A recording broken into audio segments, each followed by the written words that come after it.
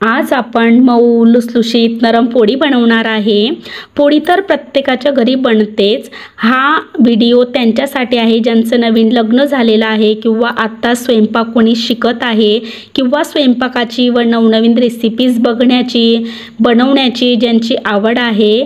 तर नमस्कार, मंजुषाच किचनमध्ये तुमचे स्वागत।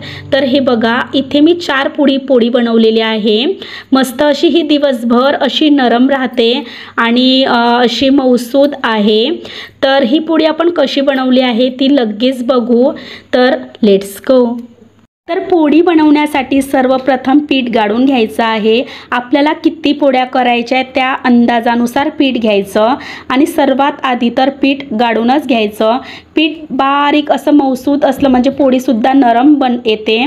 तर चवीनुसार इथे मी पिठामध्ये मीठ टाकत आहे आणि मीठ टाकल्यानंतर मीठ असं मिक्स केल्यावरती थोडं पाणी करून टाकायचं आहे। एकदम कणकेमध्ये पाणी टाकायचं नाही, कारण ती नरम होऊन मग तिचा गोळा बनत नाही। थोडं पाणी करून टाकायचं म्हणजे आपल्याला अशी मऊसूद कणिक अशी भिजवायची आहे। तुम्ही बघू शकता ह्या प्रकारे भिजवायची। जेवढी कणिक आपण मळू, जेवढा आपण मस्त अशी इथला मळू, तेवढी आपली पोळी खूप मऊ आणि छान अशी लुसलुशीत येते। तर प्लीज त्या अगोदर तुम्ही जर चॅनलला सबस्क्राईब केलं असेल तर प्लीज चॅनलला सबस्क्राईब करा आणि व्हिडिओला लाईक करा।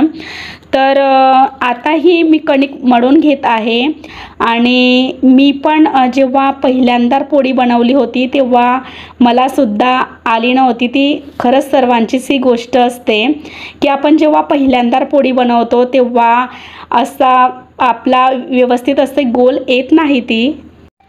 आता कणकेवरती थोडं असं तेल टाकून घ्यायचं म्हणजे ती छान मुरली जाते आणि अशी चमकदार बनते आणि जेवढा आपण हिला मळू तेवढी पोळी छान अशी नरम येईल, लुसलुशीत येईल।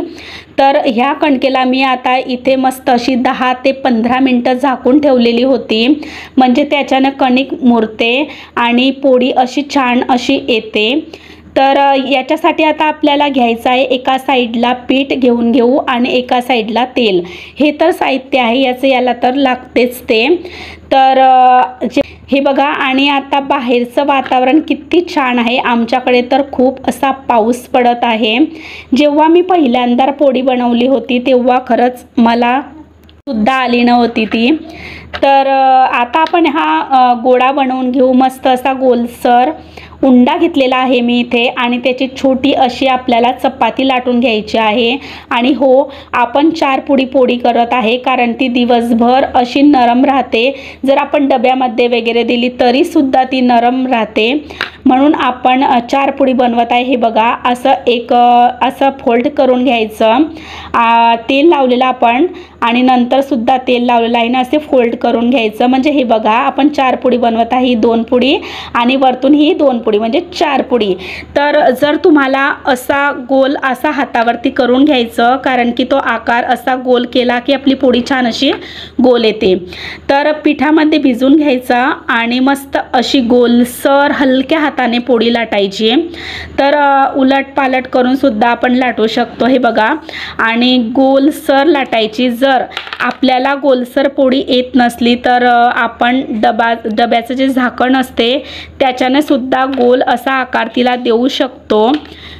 ही पण आहे एक पद्धत, आयडिया म्हटली तरी चालेल। तर आता आपण मस्त असं पीठ लावून घ्यायचं, जास्त पण लावायचं नाही। तर आपण तवा एका साईडला तापण्यासाठी ठेवलेला आहे आणि गरम तव्यावरतीच आपल्याला ही पोळी टाकायची आहे। तर अशी हातावरती घेऊन घेते मी तिला अशी, आणि बारीक मस्त अशी लाटलेली आहे आपण। तर आता तवा तपलेला आहे, छान अशी गोलसर ही पोळी झालेली आहे आपली आणि आपण हिला शेकून घेऊ। तर लगेच अशी उलटवण्याची घाई नाही करायची। हे बघा, ती एका साईडला थोडी होऊ द्यायची आणि नंतरच आपल्याला उलटवायची आहे। थोडी तिला अशी हलवून द्यायची आणि हलक्या हाताने, आणि मग नंतर तिला अशी पलटवायची आहे। तर हे बघा, दोन्ही साईडला आपल्याला मस्त अशी पोळी भाजून घ्यायची आहे। तर जेव्हा मी पहिल्यांदा पोळी बनवली होती तेव्हा मग हे गाणं कोणी म्हटलेलं आहे मला माहिती नाही, पण आधी हाताला चटके तेव्हा मिळते भाकर, केव्हा केव्हा वाफसुद्धा येते आपल्या हातावरती जेव्हा आपण पोळी शेकतो तेव्हा. तर आपण एक चमचा वगैरे घेऊ शकतो किंवा मस्त सुती कापड घेऊ शकतो पोळी उलटताना. तर दोन्ही साईडला अशी अलट पालट करून तुम्हाला दाखवते, त्याप्रमाणे तुम्ही पोळी अशी शेकायची आणि मस्त अशी ही मऊ लुसलुशीत दिवसभर अशी नरम राहणारी पोळी आपली तयार झालेली आहे आणि खाण्यासाठी ती रेडी आहे मस्तपैकी. तर हे बघा, तुम्ही बघू शकता किती छान अशी आपली पोळी तयार झालेली आहे.